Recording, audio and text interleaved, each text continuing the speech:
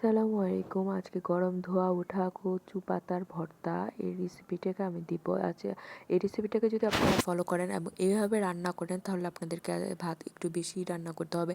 এটা আসলে দুর্দান্ত মজার এবং টেস্টি এবং অনেক বেশি ইয়াম্মি, এবং আমি যেভাবে রান্না করেছি ঠিক সেইভাবে রান্না করতে হবে। আমার রান্নার প্রসেসিংটা কিন্তু একটু আলাদা।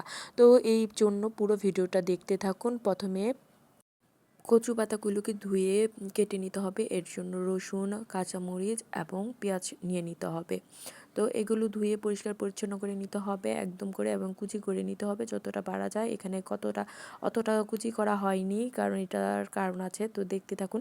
তো আমি এইখান থেকে কচু পাতাগুলো পেঁয়াজ এবং কাঁচামরিচের সাথে পানিতে সেদ্ধ দিয়ে দিব। একটি হাঁড়িতে একটু পানি আর লবণ দিব। পানিটা যখন গরম হয়ে আসবে একদম, তখন এই কচু পাতাটা, কাঁচা মরিচ আর পেঁয়াজটা দিয়ে দিব। তারপর ঢেকে দিব। ঢেকে দেওয়ার পরে এখানে রসুনটা আছে, রসুনটা কিন্তু আমি দিইনি, শুধু পেঁয়াজটা আর কাঁচামরিচটা দিয়েছি। তো এখানে দেখছেন পানি, এই পানিটা আসলে আমি প্রথমেই বসিয়েছিলাম অল্প পরিমাণে পানির মধ্যে লবণ দিয়ে দিয়েছিলাম, এবং এর মধ্যে কচু পাতা, কাঁচামরিচ আর পেঁয়াজটা দিয়ে দিয়েছি। আমার কচু পাতাটা সিদ্ধ হয়ে গেছে, এই জন্য আমি একটা অন্য কড়াইতে রসুন তেল গরম দিয়েছি। এই রসুনটা একটু ভাজা ভাজা হয়ে গেলে সিদ্ধ করা কচু পাতাটা আমি ব্লেন্ড করে নিয়েছিলাম। ব্লেন্ড করে নেওয়ার পরে ওই রসুনের উপরে, গরম তেলে রসুনের উপরে দিয়ে দিব। তো আমি এটা ব্লেন্ড করে নিয়েছি।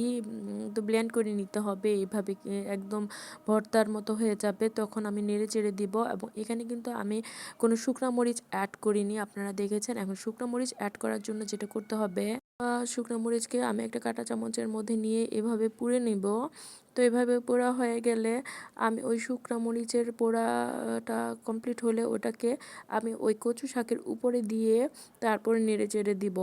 আর কচু শাকটা যখন সিদ্ধ হচ্ছিল তখন কিন্তু প্রথমে ঢেকে সিদ্ধ করব, বাট একটু পরেই আমি ঢাকনাটা খুলে দেবো যাতে সবুজ কালারটা থাকে। আর এই তো শুকনো মরিচটা আমি উপরে দিয়ে দিয়েছি। এরপরে এবার আমি আবার নেড়ে চেড়ে দেবো। নেড়ে চেড়ে দেওয়ার পর আমার মোটামুটি কমপ্লিট হয়ে গেছে, সম্পূর্ণ কমপ্লিট হয়ে গেছে। এরপর আমি একটা বাটিতে নিয়ে নেব। এই তো দেখেন ধোয়া ওঠা একদম কচু পাতা ভর্তা, আর সাথে বোম্বাই মরিচ নিয়ে নিয়েছি। মরিচটার সাথে যখন এই ভর্তাটা দিয়ে গরম ভাত, ধোয়া ওঠা ভাতের সাথে ধোয়া ওঠা ভর্তাটা খাবেন, কচু পাতা ভর্তাটা, এবং বোম্বাই মরিচটা ডলে নেবেন, এতটা টেস্টি, এতটা সুস্বাদু হয়েছিল খাবারটা, মানে দুর্দান্ত একটা খাবার। এবং আমি যেভাবে আজকে রান্না করেছি সম্পূর্ণ এই প্রসেসিংয়েই রান্নাটা করতে হবে। এইভাবে রান্না করলে আসলেই শুকনো মরিচের একটা পোড়া পোড়া ফ্লেভার, এখানে বোম্বাই মরিচের একটা ফ্লেভার, এবং কাঁচা মরিচটা তো আমি ব্লেন্ড যেহেতু পাতার সাথে করে নিয়েছি, সেখানে একটা মজা। কাঁচা পেঁয়াজটাও ব্লেন্ড করে নিয়ে, সিদ্ধ করে ব্লেন্ড করে নিয়েছিলাম।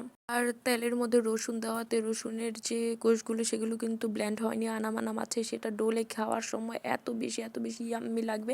এভাবে রান্না করে খেয়ে দেখেন, অনেক মজা। তো আজ এ পর্যন্তই, ভালো থাকুন, দোয়া করুন, পরবর্তী ব্লগের জন্য অপেক্ষা করুন। আল্লাহ হাফেজ।